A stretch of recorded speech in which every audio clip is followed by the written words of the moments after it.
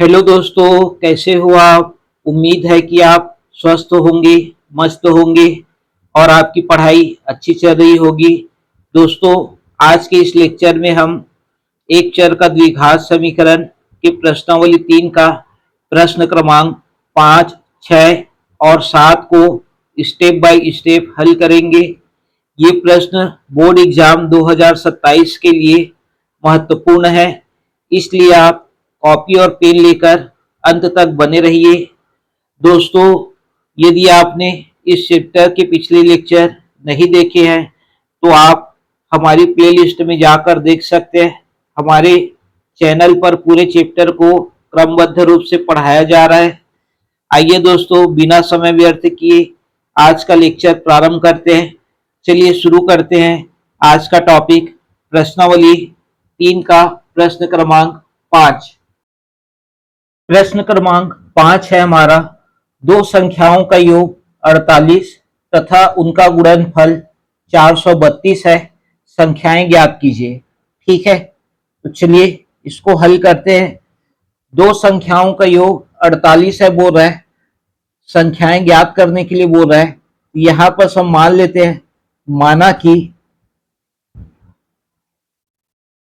पहली संख्या x है, पहली संख्या x है, तब प्रश्नानुसार क्या हो जाएगा। तब प्रश्नानुसार पहली संख्या धन दूसरी संख्या बराबर कितना है 48, क्योंकि दो संख्याओं का योग कितना बोला है 48 बोला है। ठीक है, दो संख्याओं का योग 48 बोला है, तो पहली संख्या धन दूसरी संख्या बराबर हो जाएगा क्या 48, जिसपे हमारा पहली संख्या का मान क्या है x है, दूसरी संख्या का मान पता नहीं है हमको, दूसरी संख्या सेम रहेगा बराबर 48। ठीक है, इसके बाद आ जाएगा आपका दूसरी संख्या बराबर हो जाएगा 48 ऋण का x। ठीक है, 48 ऋण का x, और ये हो जाएगा आपका समीकरण नंबर 1। क्या हो जाएगा, समीकरण 1 मान लेते हैं। अब आते हैं दूसरा स्थिति में। ठीक है, ये पहला स्थिति था, दूसरा स्थिति में क्या चीज दिया गया है, उनका गुणनफल 432 है। मतलब पहली संख्या कितना है x, और दूसरी संख्या कितना है 48 ऋण x। ठीक है, यहां पर लिख सकते हैं आप क्या, पहली संख्या गुणित दूसरी संख्या,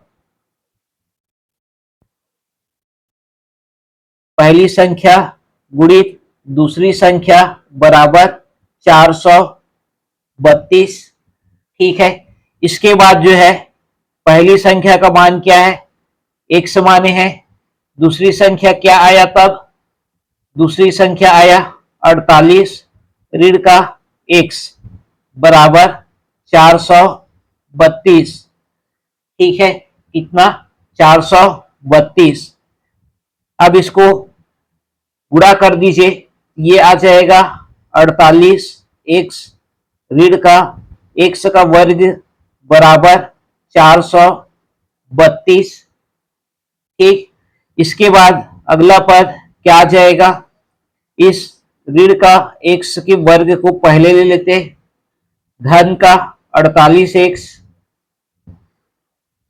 ऋण 432 को जो है पक्षांतर करेंगे तो ऋण का 432 हो जाएगा बराबर 0। ठीक है, बराबर क्या हो जाएगा 0। इसके बाद जो है अगला पद क्या आएगा, चलिए देखते हैं। अगला पद इस पे ऋण का चिन्ह जो है उभयनिष्ठ ले लेते हैं।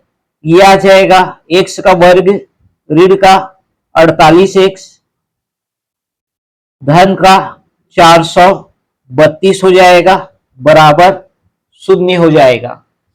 अब ये ऋण का चिन्ह जो है पक्षांतर कर देंगे तो जो है क्या हो जाएगा, धन का हो जाएगा। ठीक है, या दोनों पक्षों में ऋण चिन्ह का गुणा कर देते हैं, ये भी हम बोल सकते हैं। तो इस पे आपका मान आ जाएगा x का वर्ग ऋण का 48x धन का 432। इसके बाद x स्क्वायर के गुणांक को 432 के साथ गुणा करेंगे। x स्क्वायर का गुणांक क्या है, 1 है। इसका 432 के साथ गुणा करेंगे तो कितना आएगा, 432 आएगा। ठीक है, और फिर 432 को जो है गुणनखंड में तोड़ेंगे तो क्या आएगा, चलिए देखते हैं। 432 का भाज्य गुणनखंड 2 दूनी 4, 2 एकम 2, 2 छिक्का 12, फिर 2 से चला जाएगा 2 एकम 2 शून्यम 2 अट्ठे, फिर उसके बाद 2 से चला जाएगा 2 पंचे 2 चौक, फिर 2 से चला जाएगा 2 दूनी 2 सत्ते। अब जो है 3 से जाएगा 3 निया, फिर 3 तिया, फिर 3 एकम। ठीक है, तो यहां पर हमारा क्या मान मिला, 2 गुणित 2 गुणित 2 गुणित 2 गुणित 3 गुणित 3 गुणित 3। ठीक है, ऐसे दो संख्याएं लेनी है जिनको जोड़े या घटाए तो कितना आना चाहिए, 48 आना चाहिए। ठीक है, और गुणा करने पर कितना आना चाहिए, 432। तो इन्हीं में से लेना है तो क्या ले सकते हैं, 3 तिया 9 और 9 चौक 36। ठीक है, 3 तिया 9, 9 चौक 36। ये देखो, ये आपका 2 और ये 9, 9 चौक 36 बच गया क्या, 2 दूनी 4, 4 तिया 12। तो 36 गुणित 12 करेंगे तो हमारा क्या आएगा, 432 आएगा, और इनको जो है जोड़ेंगे तो 48 आएगा। चलिए देखते हैं। तो ये आपका 48 जो है दो भागों में किस तरह से बटेगा, ये आ जाएगा 36x धन का 12x धन 432 बराबर 0। ठीक है, इसके बाद अगला पद क्या आ जाएगा, x का वर्ग ऋण का 36x ऋण का 12x धन का 432 बराबर 0। ठीक है, ये आपका आएगा। ठीक है, इसके पश्चात क्या करेंगे, चलिए देखते हैं। पिछला पद था हमारा x का वर्ग ऋण का 36x ऋण का 12x धन का 432 बराबर 0। ये हमारा पिछला पद था। ठीक है, इस पे हम क्या करेंगे, पहले दो पद को पहले कोष्टक पे लेंगे, उसके बाद यहां पास ऋण का चिन्ह है, ये चिन्ह आपका क्या हो जाएगा, बदल जाएगा। तो ये आ जाएगा आपका ऋण का 432 बराबर 0। ठीक है, इसके पश्चात अगला पद क्या आ जाएगा, इस पे से क्या चीज उभयनिष्ठ निकलेगा, तो x उभयनिष्ठ निकलेगा। तो इस पे आ जाएगा x ऋण 36, 12 के पहाड़ा में 432 आता है, कितने बार में आता है, तो 12 गुणित कितना किए थे, तो 432 आ रहा था, 12 गुणित 36 किए थे, तो यहां पास आ जाएगा क्या, 36। ठीक है, बराबर ये 0। इसके पश्चात अगला पद आपका क्या आ जाएगा, ये आ जाएगा जो पद आपका समान है कौन सा, x ऋण 36, उसको एक बार लिखेंगे। उसके बाद जो है x ऋण का 12 बराबर 0। ठीक है, इसके बाद पहले वाले पद को 0 के बराबर करेंगे, ये आ जाएगा x ऋण 36 बराबर 0। तब जो है x बराबर ये आ जाएगा 36। फिर जो है दूसरा मान कौन सा है, x ऋण 12 है, इसको 0 के बराबर लेते हैं। तब जो है x बराबर क्या आ जाएगा, धन का 12 आ जाएगा।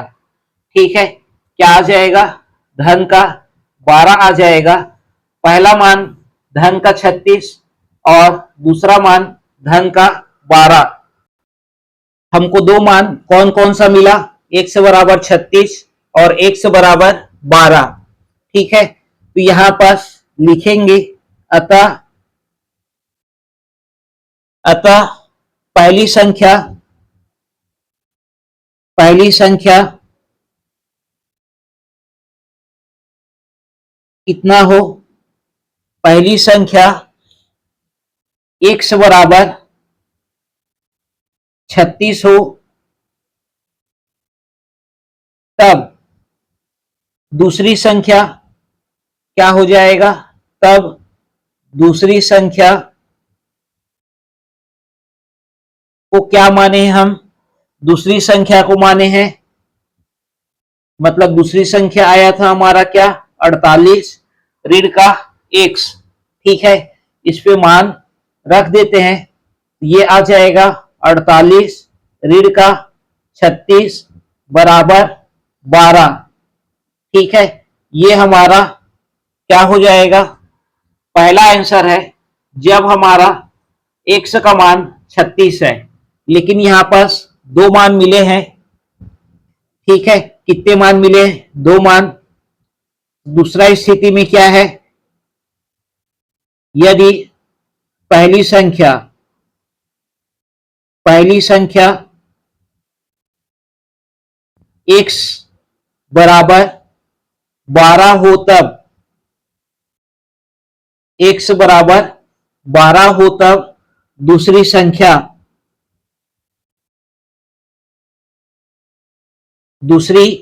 संख्या क्या आ जाएगा, ये आ जाएगा आपका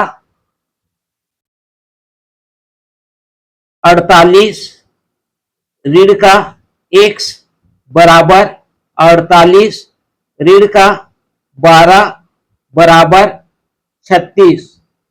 ठीक है, बराबर क्या आ जाएगा, 36, और यही हमारा क्या है, आंसर है।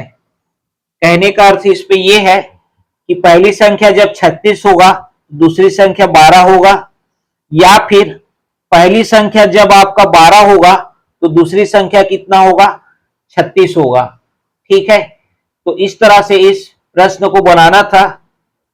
ठीक है, इसके बाद देखते हैं अगला प्रश्न क्रमांक 6 है। एक समकोण त्रिभुज का क्षेत्रफल 165 वर्ग मीटर है। यदि समकोण त्रिभुज के शीर्ष लंब की लंबाई उसकी आधार भुजा से 7 मीटर अधिक हो, तब शीर्ष लंब की लंबाई ज्ञात कीजिए। ठीक है, ये हमको प्रश्न में दिया गया है और ज्ञात करने के लिए क्या बोला गया है, शीर्ष लंब की लंबाई। ठीक है, यहां पास सबसे पहले हम मान लेते हैं, माना कि क्या चीज मानेंगे, समकोण त्रिभुज के शीर्ष लंब की लंबाई उसकी आधार भुजा से 7 मीटर अधिक हो, तो हमको आधार भुजा को कुछ मानना पड़ेगा। ठीक है, किसका आधार भुजा, समकोण त्रिभुज का। ठीक है, यहां पास लिखेंगे माना समकोण त्रिभुज का आधार भुजा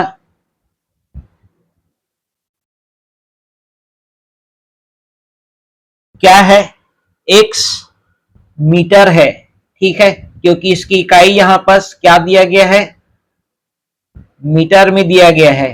ठीक है, इसमें दिया गया है मीटर में, यहां लेंगे क्या, x मीटर है, तब जो है शीर्ष लंब की लंबाई क्या हो जाएगा, शीर्ष लंब की लंबाई ये आपका हो जाएगा बराबर x धन 7 मीटर। ठीक है, क्यों होगा, क्योंकि यहां पास बोला गया है यदि समकोण त्रिभुज के शीर्ष लंब की लंबाई उसकी आधार भुजा से 7 मीटर अधिक हो, आधार भुजा क्या है, x है, तो उसका 7 मीटर अधिक कर देंगे, मतलब 7 जो है वो क्या कर देंगे, जोड़ देंगे, तो किसका मान मिलेगा, शीर्ष लंब का। ठीक है, अब चूंकि क्या होता है, शीर्ष लंब की जो लंबाई होता है, शीर्ष लंब की जो लंबाई होता है, शीर्ष लंब की लंबाई बराबर क्या होता है, त्रिभुज की ऊंचाई, इसी को ही क्या बोलते हैं, त्रिभुज की ऊंचाई बोलते हैं। ठीक है, शीर्ष लंब की लंबाई को ही क्या बोला जाता है, त्रिभुज की ऊंचाई बोलते हैं। और हम जानते हैं क्या, त्रिभुज का क्षेत्रफल, त्रिभुज का क्षेत्रफल बराबर 1/2 आधार गुणित ऊंचाई। ठीक है, आधार गुणित ऊंचाई, ये आ जाएगा आधार गुणित ऊंचाई। इस पे जो है त्रिभुज का क्षेत्रफल का मान हमको दिया गया है कितना, 165, तो यहां पास रख देते हैं 165, और ये आपका 1/2, आधार का मान क्या है, आधार भुजा है x है हमारा, और ऊंचाई क्या है, शीर्ष लंब की जो लंबाई है वही त्रिभुज की ऊंचाई होता है, तो शीर्ष लंब की लंबाई कितना है, x धन 7, इस 2 का 165 के साथ गुणा कर देते हैं तो कितना आ जाएगा, ये आ जाएगा 5 दूनी 10, 16 दूनी 32 और 1 33, मतलब 330। इस x का इसके साथ गुणा करेंगे तो x का वर्ग धन का 7x, इस 330 को दाएं पक्ष में पक्षांतर कर देते हैं, ये आ जाएगा x का वर्ग धन का 7x ऋण का 330। ठीक है, ऋण का आ जाएगा 330। इसके बाद पूरे पद को इधर ले आते हैं, लेफ्ट साइड ले आते हैं, बाएं पक्ष में ये आ जाएगा x का वर्ग धन का 7x ऋण का 330 बराबर 0। ठीक है, अब इसके पश्चात x का वर्ग ऋण 7x ऋण 330 को हल करना है, जिसपे x स्क्वायर के गुणांक का 330 के साथ गुणा करेंगे, और ऐसी दो संख्याएं लाना है हमको जिसको जोड़े या घटाए तो 7x 7 आना चाहिए। ठीक है, कितना आना चाहिए, 7 आना चाहिए। तो चलिए देखते हैं गुणनखंड तोड़कर। ये है हमारा 330। ठीक है, 330 को 2 से भाग देंगे, आ जाएगा 165, फिर 2 से 2 से तो नहीं जाएगा, 3 से जाएगा, 3 पंचे 15, फिर 1 बच गया और 5, 3 पंचे 15, फिर 5 से जाएगा, 5 11, फिर 11 से जाएगा, 11 एकम, तो यहां पास हमारा मान मिला 2 गुणित 3 गुणित 6 5 गुणित 11। ठीक है, ऐसी दो संख्या लेना है जिसको जोड़े या घटाए तो कितना आना चाहिए, 7 आना चाहिए। गुणा करने पर क्या आना चाहिए, 330। तो देखते हैं, 2 3 6, 6 पंचे 30, इस पे तो नहीं आ रहा है, ये आपका आ जाएगा 2 का गुणा जो है इसके साथ 11 के साथ, तो 2 गुणित 11 बराबर आ जाएगा 22, और 3 गुणित 5 बराबर आ जाएगा 15 और इसको घटा देंगे तो आ जाएगा 7। ठीक है, तो 22 गुणित 15 करने पर कितना आता है? 330 आता है और 22 में 15 घटाने पर कितना आता है? 7 आता है। ठीक है, तो चलिए लेते हैं। ये आ जाएगा x का वर्ग धन 22x ऋण 15x ऋण का 330 बराबर 0। इसके बाद अगला पद आ जाएगा x का वर्ग धन का 22x ऋण धन गुणित ऋण ऋण 15x ऋण का 330 बराबर 0। ठीक है, इसके पश्चात अगला पद क्या आ जाएगा? पहले दो पदों को पहले कोष्टक पे लेंगे। x का वर्ग धन का 22x, यहां ऋण चिन्ह रहता है, ये चिन्ह बदल जाता है, ये आ जाएगा 15x धन का 330 बराबर 0। ठीक है, अब इस पे से क्या उभयनिष्ठ निकलेगा? x, तो x उभयनिष्ठ निकाल देते हैं। ये आ जाएगा x धन 22। ठीक है, और 15 के पहाड़ा में 330, मतलब 15 से भाग देंगे 330 को, कितने बार में जाएगा? 22 बार में। ठीक है, कितने बार में जाएगा? 22 बार में। यहां पर बच जाएगा क्या? x धन 22। इसके बाद देखते हैं अगला पद। पिछला पद था हमारा x गुणित x धन 22 ऋण 15 गुणित x धन 22 बराबर 0। इस पे जो आपका समान पद है उसको हम क्या करेंगे? एक बार लिखेंगे और उसके बाद आ जाएगा x ऋण 15। ठीक है, बराबर 0। इसके बाद पहले वाले मान को 0 के बराबर करते हैं, जो है x धन 22 बराबर 0। तब जो है x बराबर आ जाएगा हमारा क्या? ऋण का 22। क्या आएगा? ऋण का 22। फिर जो है दूसरे वाले मान को 0 के बराबर करते हैं, तो x ऋण 15 बराबर 0। तब जो है x बराबर आ जाएगा धन का 15। ठीक है, क्या आ जाएगा? धन का 15। ठीक, इसके बाद जो है यहां पर आप देखिए x जो है वो क्या है? आधार है। आधार मतलब भुजा है। ठीक है, आधार भुजा है और भुजा की लंबाई जो है कभी भी ऋणात्मक नहीं होता है। यहां पर लिखना पड़ेगा चूंकि क्या भुजा या लंबाई, ठीक है, चूंकि लंबाई कभी भी ऋणात्मक नहीं होती है, अतः x बराबर ऋण 22 की उपेक्षा करने पर या छोड़ने पर, ठीक है, उपेक्षा करने पर ये आ जाएगा। इसलिए x बराबर क्या आ जाएगा? x बराबर आ जाएगा हमारा 15 मीटर। क्या आ जाएगा? x बराबर 15 मीटर। लेकिन हमको x का मान नहीं निकालना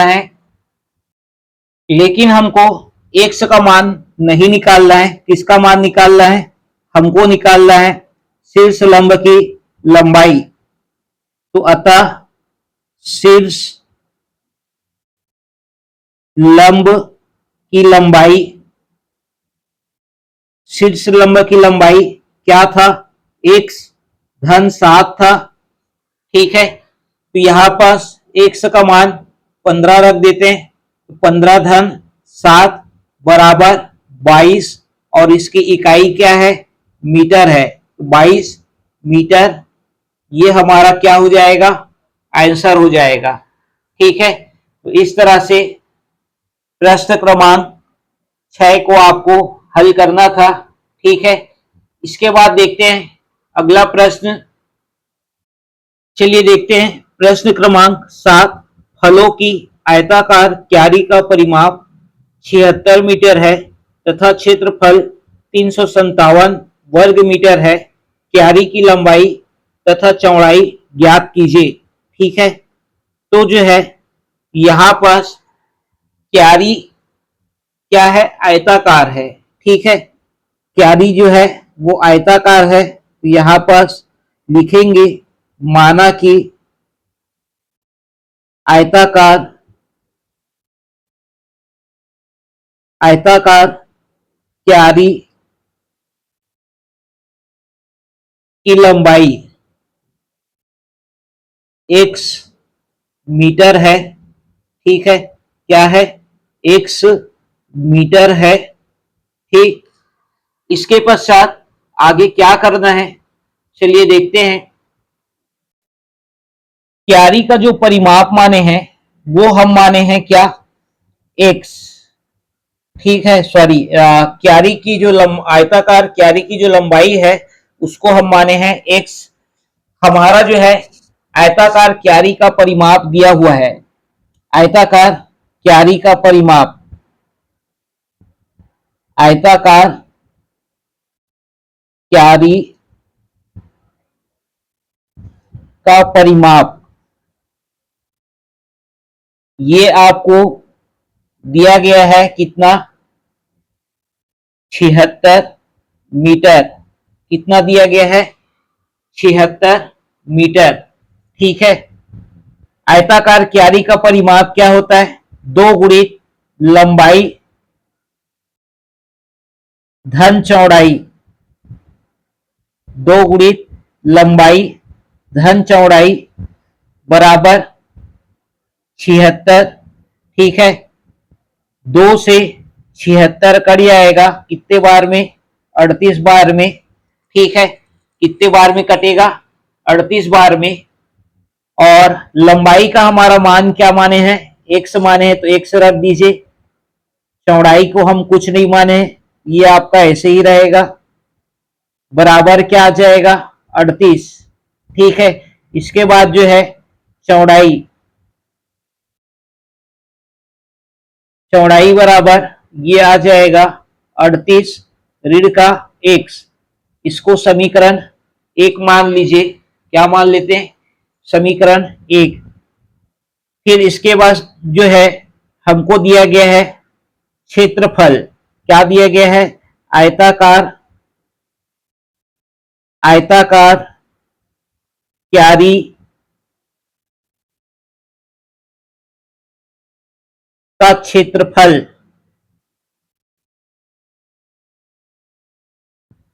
बराबर दिया गया है 357 वर्ग मीटर, वर्ग मीटर।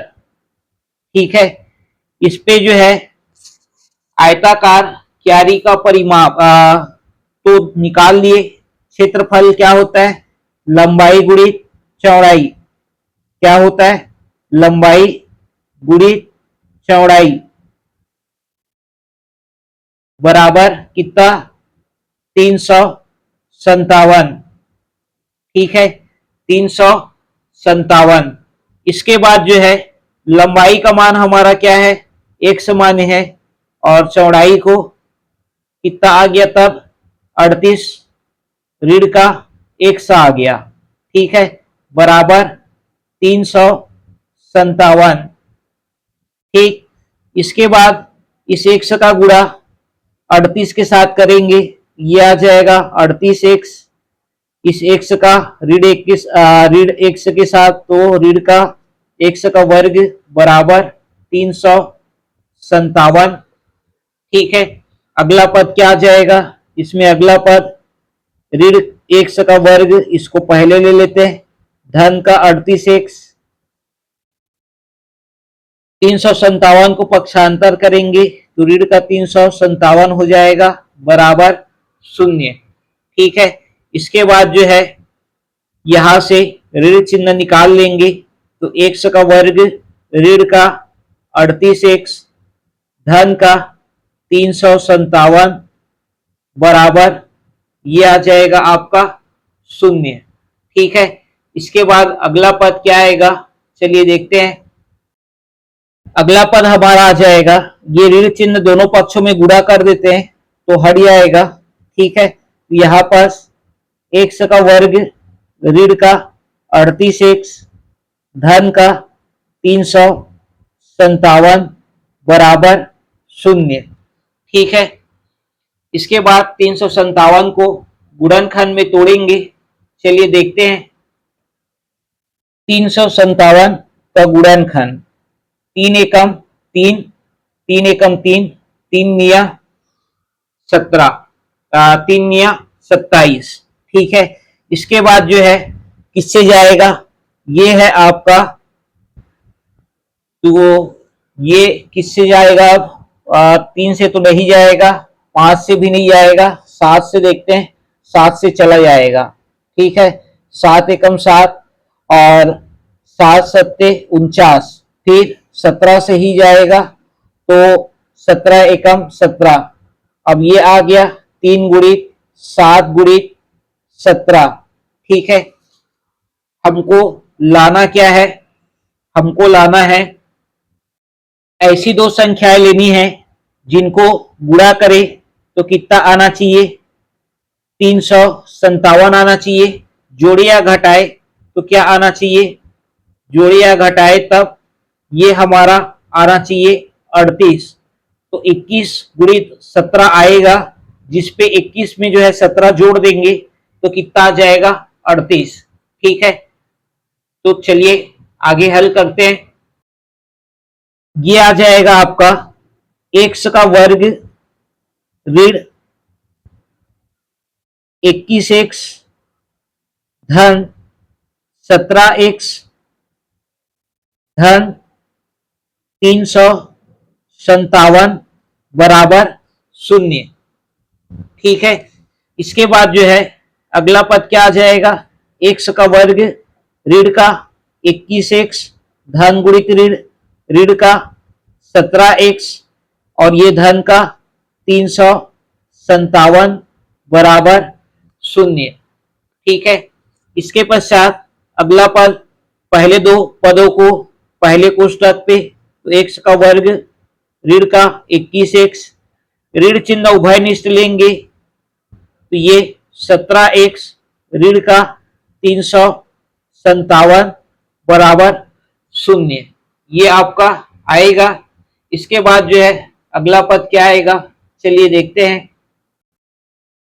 पिछला पद हमारा क्या था, x का वर्ग ऋण का 21x ऋण 17x ऋण का 357, इसमें क्या उभयनिष्ठ निकलेगा, x ये आ जाएगा x ऋण 21, इसपे से क्या उभयनिष्ठ निकलेगा 17, यहां आ जाएगा कितना 21।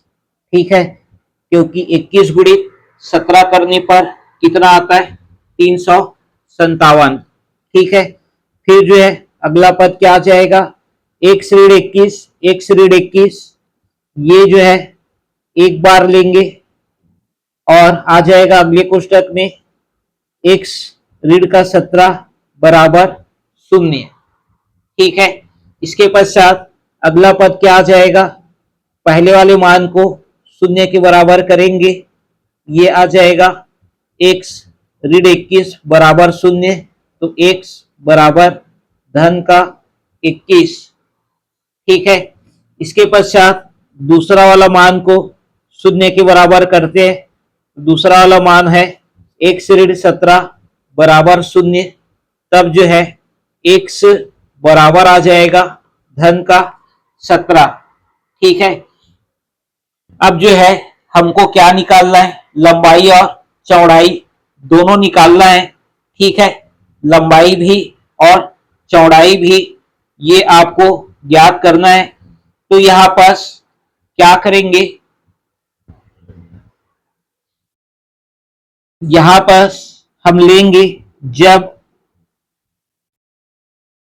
x बराबर 21 और इकाई क्या है इस पे? इकाई है, चलिए इकाई जो है क्या है इसका? मीटर में है। ठीक है, इस पे है मीटर में है। तो जब x बराबर 21 मीटर हो तब समीकरण 1 से, ठीक है, समीकरण 1 से क्या आ जाएगा हमारा जो है उससे चौड़ाई का मान, ठीक है, चौड़ाई समीकरण 1 माने थे चौड़ाई बराबर 38 ऋण क्या था x, और ये आ जाएगा 38 में 21 घटा देंगे तो ये आ जाएगा 17 और इकाई हो जाएगा मीटर। ठीक है, जब x बराबर 21 मीटर हो मतलब लंबाई, ठीक है, यहां पर लिख सकते हैं लंबाई x बराबर 21 मीटर हो तब समीकरण 1 से चौड़ाई बराबर 38 ऋण x। ठीक है, इसके बाद फिर से लेते हैं, तथा जब लंबाई x बराबर 17 मीटर हो तब समीकरण 1 से क्या हमको मिलेगा? चौड़ाई बराबर 38 ऋण का 17 और 38 ऋण 1 से लीजिए पहले, ठीक है, फिर ये आ जाएगा 38 ऋण का 17 बराबर हो जाएगा 21 मीटर। ठीक है, लेकिन आयत की जो लंबाई है वो चौड़ाई से क्या होता है? अधिक होता है। ठीक है, तो इन दोनों मानों में लंबाई किसमें ज्यादा है? इसमें ज्यादा है। कितना है? 21। तो यहां पर सबसे पहले लिखेंगे क्योंकि आयत की लंबाई चौड़ाई से अधिक होती है, चौड़ाई से अधिक होती है।